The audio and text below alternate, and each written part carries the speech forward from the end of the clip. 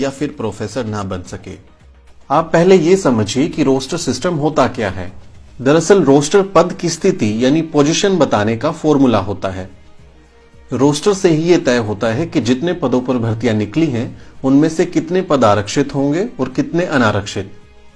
जैसे किसी यूनिवर्सिटी या विभाग में 7 पदों पर भर्ती निकली हो तो रोस्टर से ही ये तय होगा कि कितने पद अनरिजर्व्ड यानी जनरल होंगे और कितने पदों पर ओबीसी और SC/ST वर्ग की भर्ती होगी। 2007 में जब उच्च शिक्षा में ओबीसी आरक्षण लागू हुआ तो 200 पॉइंट रोस्टर सिस्टम बनाया गया। पोस्ट बेस्ड रोस्टर में संस्थान को एक इकाई मानने से संख्या अधिक होने पर 200 पॉइंट रोस्टर सिस्टम बनाया गया। 200 होने के पीछे का कारण 7.5% ST आरक्षण को 15% के राउंड फिगर में करने के लिए बेस को 100 से दुगुना करके 200 किया गया। यानी अनुपातिक आधार पर 200 पद होने पर 7.5% के लिए पदों का निर्धारण आया कि प्रत्येक 14वां पद ST को जाने से 200 पदों में 7.5% आरक्षण के मुताबिक पद मिल जाएंगे। इसी प्रकार प्रत्येक 7वां पद SC को मिलेगा, जिससे 200 पद पूरे होने से SC को निर्धारित 15% आरक्षण मिल जाएगा और प्रत्येक चौथे पद को OBC को देते हुए 200 पद पूरे होने पर OBC को 27% आरक्षण मिल सकेगा। यहाँ तक तो ठीक था, लेकिन BHU के एक शोध छात्र की पहल पर इलाहाबाद हाई कोर्ट की एकल बेंच ने यह फैसला सुनाया कि यूनिवर्सिटी या कॉलेज में विभागवार रोस्टर लागू होगा, जिसे 13 पॉइंट रोस्टर सिस्टम भी कहा गया। इसके बाद 5 मार्च 2018 को UGC ने एक पत्र जारी कर कह दिया कि अब 200 पॉइंट रोस्टर की जगह 13 पॉइंट रोस्टर सिस्टम लागू होगा। अब जरा ये समझिए कि ये 13 पॉइंट रोस्टर सिस्टम क्या है।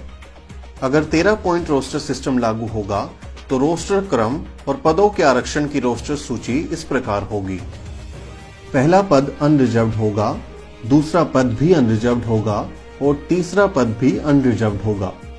उसके बाद चौथे पद पर OBC का नंबर आएगा, लेकिन 5वां पद फिर से अनरिजर्व्ड हो जाएगा। छठा पद भी अनरिजर्व्ड होगा। इसके बाद 7वें पद पर शेड्यूल कास्ट के कैंडिडेट का नंबर आएगा। इसके बाद 8वां पद OBC कैंडिडेट के लिए आरक्षित होगा, लेकिन 9वां पद फिर से अनरिजर्व्ड हो जाएगा। इसके बाद 10वां पद और 11वां पद भी अनरिजर्व्ड होगा। इसके बाद 12वें पद पर OBC कैंडिडेट का नंबर आएगा, लेकिन 13वां पद फिर से अनरिजर्व्ड हो जाएगा।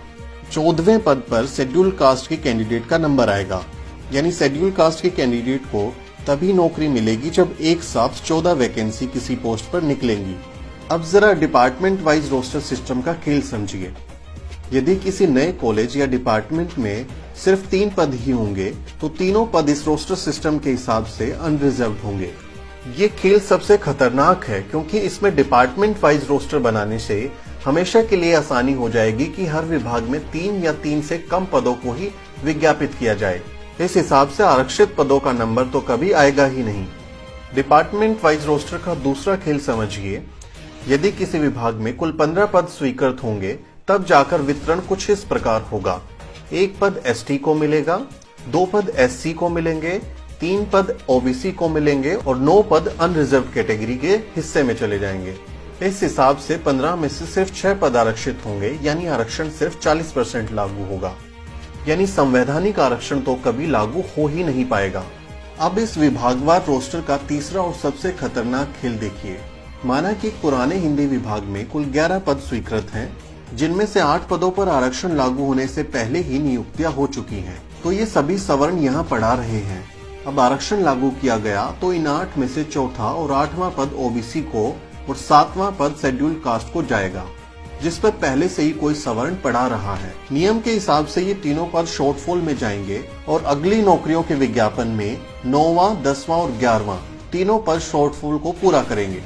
लेकिन देश के हर विश्वविद्यालय में मनुवादियों ने शॉर्टफॉल को लागू ही नहीं किया और ये नियम बना दिया गया कि चौथे, 7वें और 8वें पद पर जो सवर्ण काम कर रहे हैं, जब वो रिटायर हो जाएंगे तब जाकर इन पर आरक्षित वर्ग की कोटे की नियुक्ति होंगी। यानी शॉर्टफॉल लागू न करके सीधे सीधे हजारों आरक्षित पदों पर सवर्णों को बिठा दिया गया।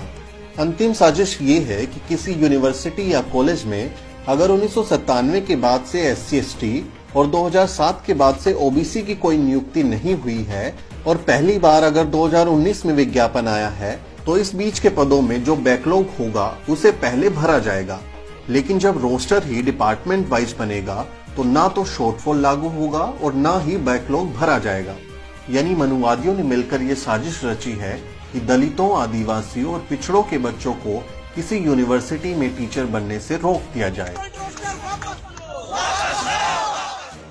85% आबादी के हक को मारने के लिए कितना बड़ा खेल चल रहा है, ये वक्त रहते आपको समझना होगा। आप देख रहे हैं द शूद्र।